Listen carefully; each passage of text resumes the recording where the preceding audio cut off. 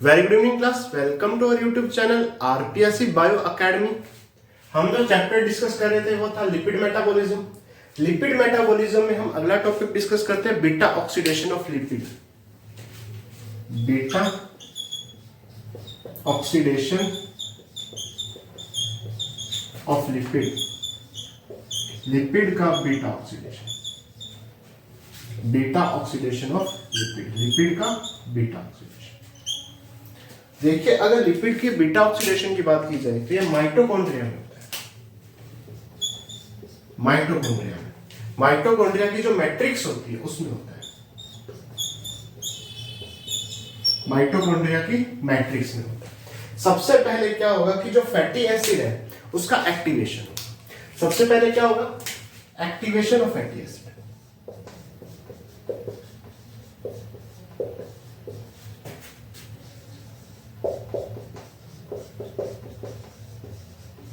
Fatty acid का activation कैसे होगा अभी देखते हैं। मान लीजिए कोई फैटी एसिड,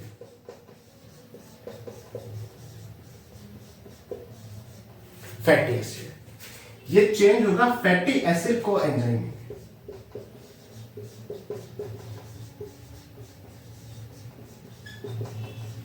को एंजाइम ए में चेंज होगा। ठीक है सर, इसमें को एंजाइम ए अंदर आएंगे, को एंजाइम में अंदर आएंगे। क्या अंदर आएंगे? को एंजाइम में अंदर आएंगे। ठीक है सर। प्लस फैटी एसिड किसमें चेंज होगा? फैटी एसिड को एंजाइम में। यहां पे एटीपी खर्च होगी, एनर्जी खर्च होगी। एनर्जी क्या होगी? खर्च होगी। एटीपी एएमपी में कन्वर्ट हो जाएगी। एडिनोसिन ट्राइफॉस्फेट एडिनोसिन मोनोफॉस्फेट में चेंज हो जाएगा। एटीपी एडीपी में चेंज होगी और एडीपी एएमपी में चेंज होगी।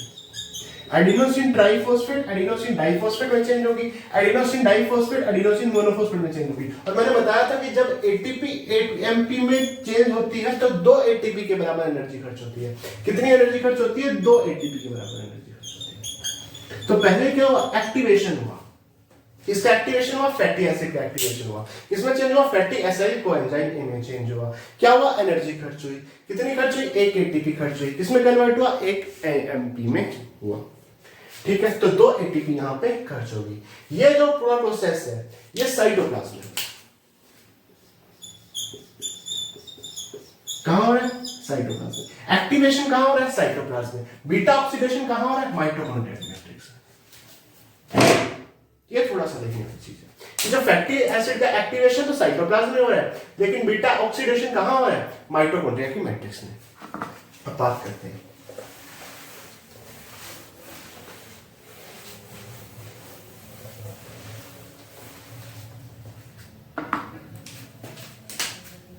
ये कोई सेल है। क्या है? कोई सेल है। इस सेल में ये माइटोकॉन्ड्रिया क्या है? माइटोकॉन्ड्रिया। इस तरह से माइटोकॉन्ड्रिया,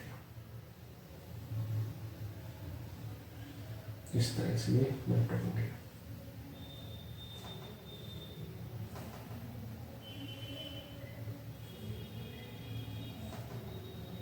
ये माइटोकॉन्ड्रिया, इस तरह से ये माइटोकॉन्ड्रिया।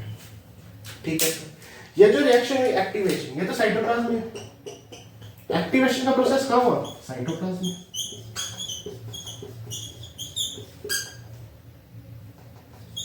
लेकिन बीटा ऑक्सीडेशन कहां होगा? माइटोकॉन्ड्रिया की मैट्रिक्स में। यहां होगा बीटा ऑक्सीडेशन। यहां क्या होगा? Beta oxidation. हमारे पास बना क्या था? फैटी एसिड कोएंजाइम में, फैटी एसिड कोएंजाइम ए। ये फैटी एसिड कोएंजाइम है साइटोप्लाज्म से माइटोकॉन्ड्रिया की मैट्रिक्स में एंटर करेगा। इसके लिए एक कैरियर प्रोटीन की रिक्वायरमेंट होगी जिसे हम कहेंगे कार्निटिन प्रोटीन।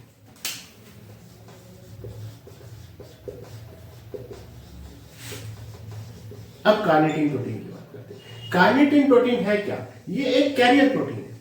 क्या है? Carrier protein. कैरियर प्रोटीन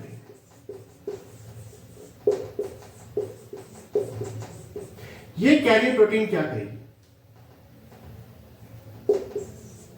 ये कैरियर प्रोटीन क्या करेगी, ये फैटी एसाइल को एंजाइम ए को जो साइटोप्लाज्म में था उससे कहां लेके जाएगी, माइटोकॉन्ड्रिया की मैट्रिक्स में लेके जाएगी। तो कौन सी प्रोटीन, कार्निटिन प्रोटीन। ये क्या काम करेगी, ये कैरियर का काम करेगी, ठीक है, एक जगह से एक मॉलिक्यूल को दूसरी जगह पे लेके जाएगी, ठीक है। ये कैसा काम करेगी, कैरियर का काम करेगी। ये कहां लेके जाएगी, ये माइटोकॉन्ड्रिया की मैट्रिक्स में लेके जाएगी। तो अब माइटोकॉन्ड्रिया की मैट्रिक्स में क्या आ चुका है, माइटोकॉन्ड्रिया की मैट्रिक्स में आ चुका है फैटी एसिड कोएंजाइम ए। अब यहां से आगे चलते हैं।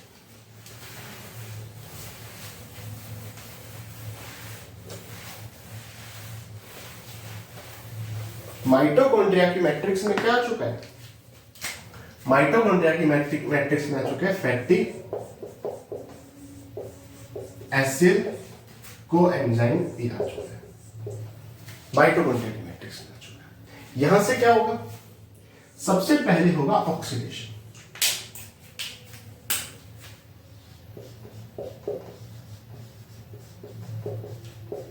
ऑक्सीडेशन होगा। ऑक्सीडेशन में क्या होगा, FAD,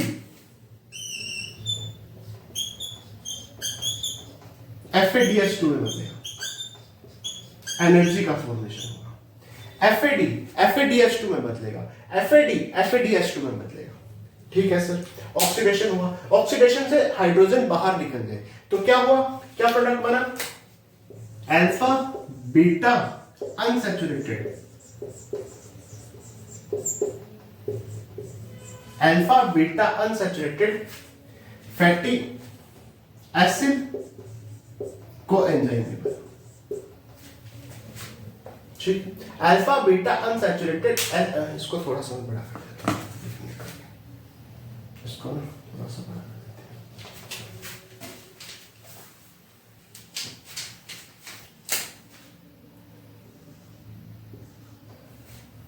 alpha beta unsaturated fatty acid coenzyme,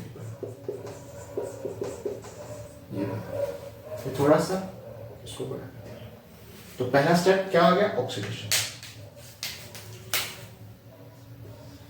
पहला स्टेप ऑक्सीडेशन, ठीक है। दूसरा स्टेप आगे क्या होगा,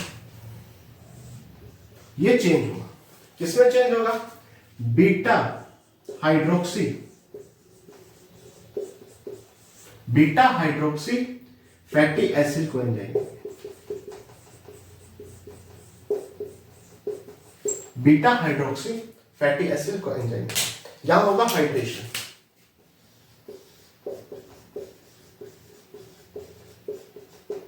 वाटर आके जुड़ेगा,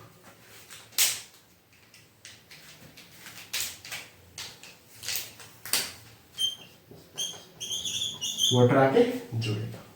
अब क्या होगा, तीसरे स्टेप पे फिर ऑक्सीडेशन होगा, तीसरे स्टेप पे क्या होगा, ऑक्सीडेशन।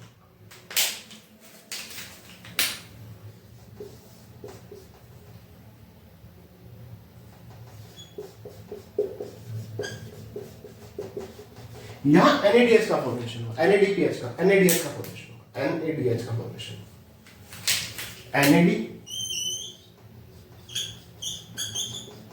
में NADH का फॉर्मेशन होगा, ठीक है सर। क्या प्रोडक्ट बनेगा, बीटा कीटो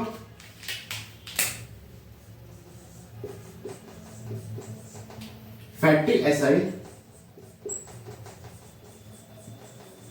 coenzyme, beta keto fatty acyl coenzyme. अब आएगा चौथा स्टेप, चौथा स्टेप होगा क्लीवेज,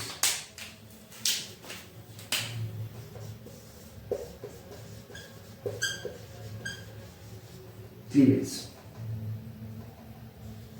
चौथा स्टेप क्या होगा, क्लीवेज होगा, क्लीवेज होगा, क्लीवेज होगा। क्लीवेज में क्या होगा, ये बीटा कीटो फैटी एसिड टूट जाएगा, एक तो टूटेगा एसिटिल कोएंजाइम में, एसिटिल कोएंजाइम ए में टूटेगा, और एक वापस क्या बनेगा, फैटी एसिड कोएंजाइम में।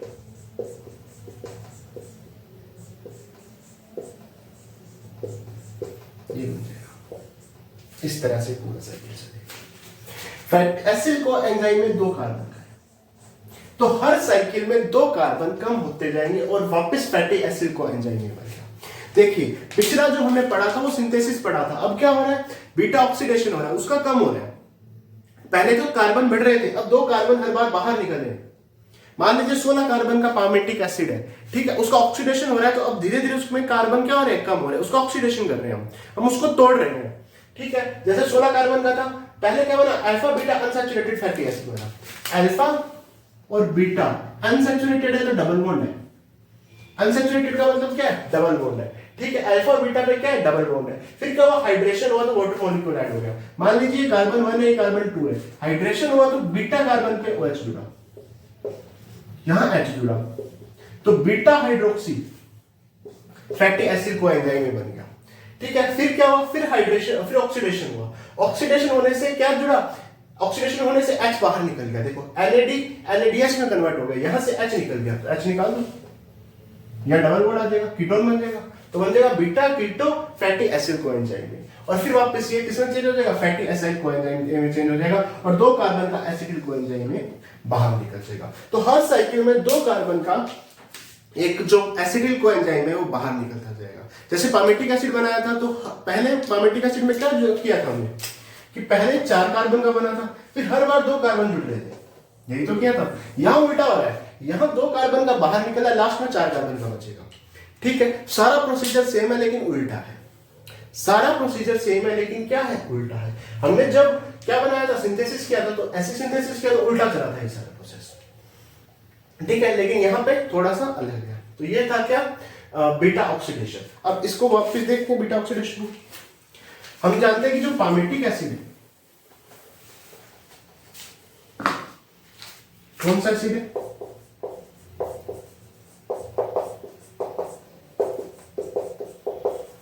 पामेटिक एसिड है। कौन सा एसिड है, पामेटिक एसिड है। ये भी 16 कार्बन है।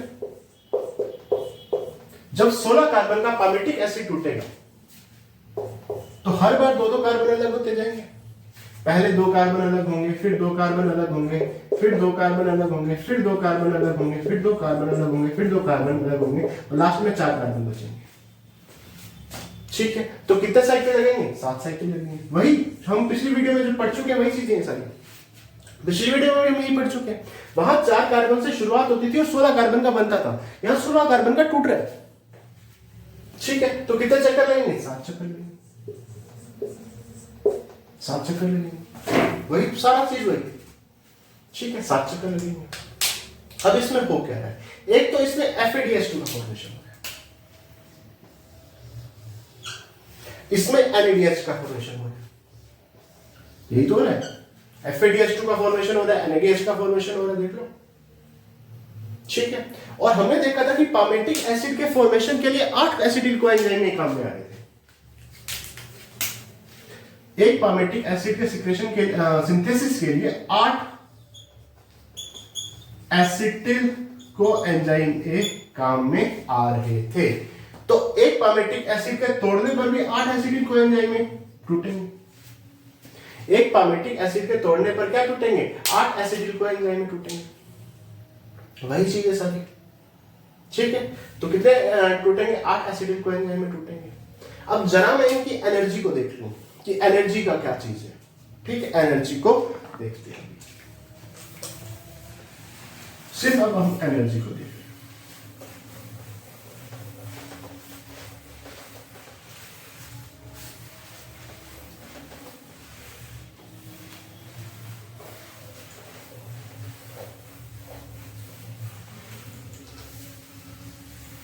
एनर्जी को देखें। सबसे पहले एनर्जी को देखते हैं। एक साइकिल में देखिए, पामेटिक एसिड देखें,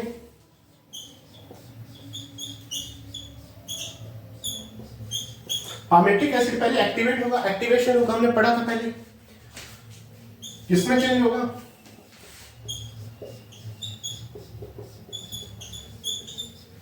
पाल्मिटोल कोएंजाइम में,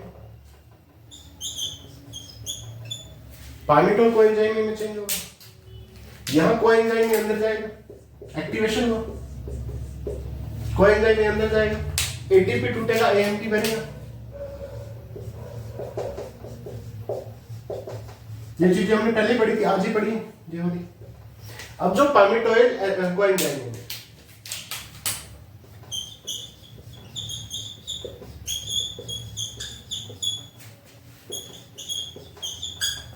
पामिटोइल कोएंजाइम है, इसमें 7 NAD,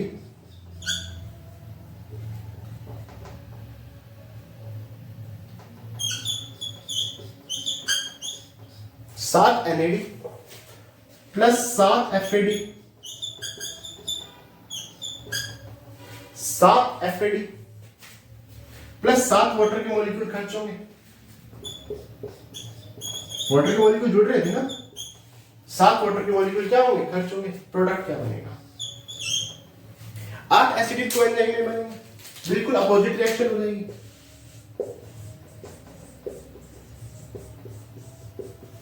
8 एसिडिक कोएंजाइम में बनेंगे, 7 NADH बनेंगे,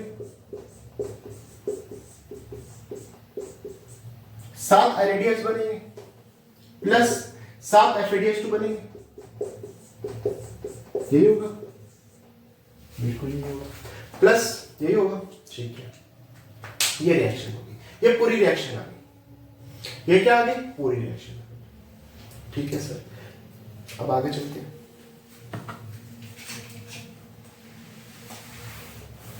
ये साथ साथ क्यों है, क्योंकि 7 चक्कर चल रहे हैं ना, एक चक्कर में एक NADH बनता है, एक चक्कर में एक FADH बनता है, 7 चक्कर चल रहे हैं ना। मैंने अभी यहां लिखा था 7 चक्कर, 7 चक्कर चल रहे हैं। और आज 8 एसिडिल कोएंजाइम में कैसे बने थे वो मैं पिछली वीडियो में सारा समझा चुका हूं कि 8 क्यों बने।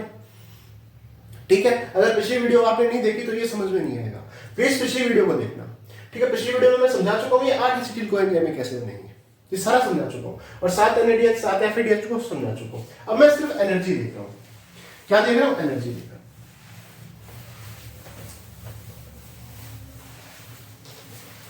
अब मैं सिर्फ एनर्जी देख रहा हूं।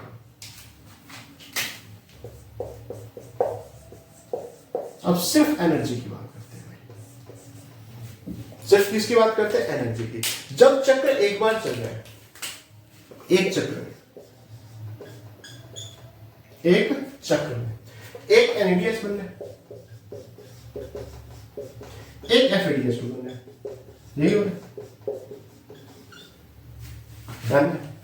ठीक है सर, एक एसिटिल कोएंजाइम में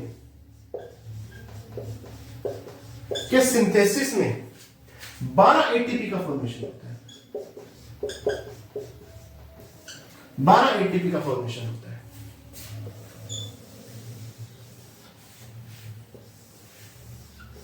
ठीक है सर, ये चीज समझ में आ गई। अब पामेटिक एसिड की बात करते हैं।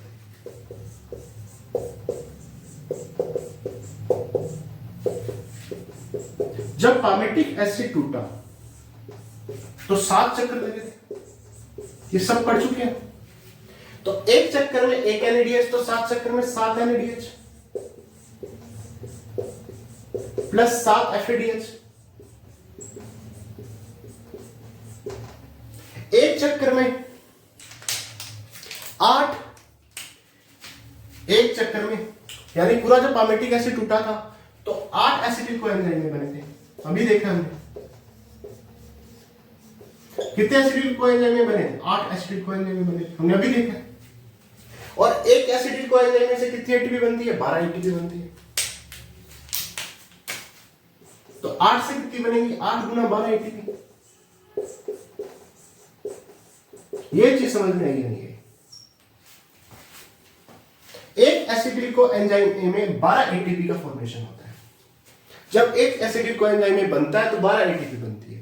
8 एसिटिल कोएंजाइम में बने थे तो कितनी एनर्जी बनेगी, 12 गुना 8 एटीपी एनर्जी बनेगी। ठीक है, एक NADH हम ये पढ़ चुके हैं सर, 3 एटीपी के बराबर पढ़ चुके हैं सर। एक FADH 2 एटीपी के बराबर पढ़ चुके हैं सर। एक NADH 3 एटीपी के बराबर, एक FADH 2 एटीपी के बराबर। अब इसको कंप्लीट करते हैं। 7 गुना एक NADH 3 एटीपी के बराबर, तो 7 गुना 3 प्लस 7 गुना 2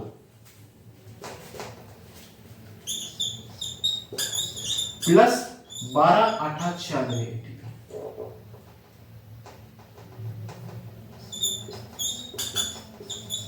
96 ATP। 21 plus 14 plus 96 ATP। ठीक है सर। 6 4 10 और 1 11, 2 1 3 और 9 9 और 1 10 और 2 12 और 1 हासिल 11 थी ना, 13। 131 ATP का सिंथेसिस हुआ। एक पामेटिक एसिड से 131 ATP का सिंथेसिस हुआ। देखो 21 और 14, 35 और 96, 131 ATP का क्या हुआ, सिंथेसिस हुआ। हमारे पास 131 ATP बनी, लेकिन खर्च कितनी हुई?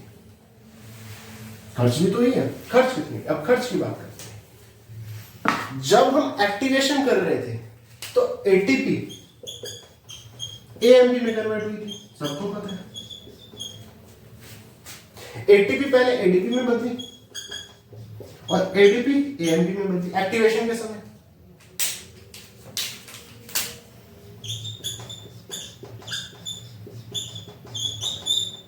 किसके समय? एक्टिवेशन के समय।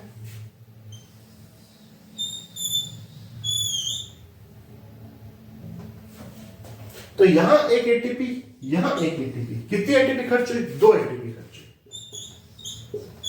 और मैं ये बता चुका हूं आप सब लोगों को कि जब ATP AMP में बदलती है, जब ATP AMP में बदलती है तो 2 ATP के बराबर एनर्जी खर्च होती है। कितनी एनर्जी का फॉर्मेशन हुआ नेट?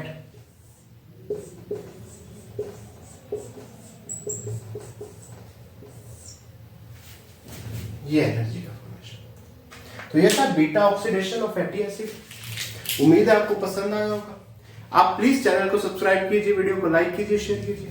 Thank you.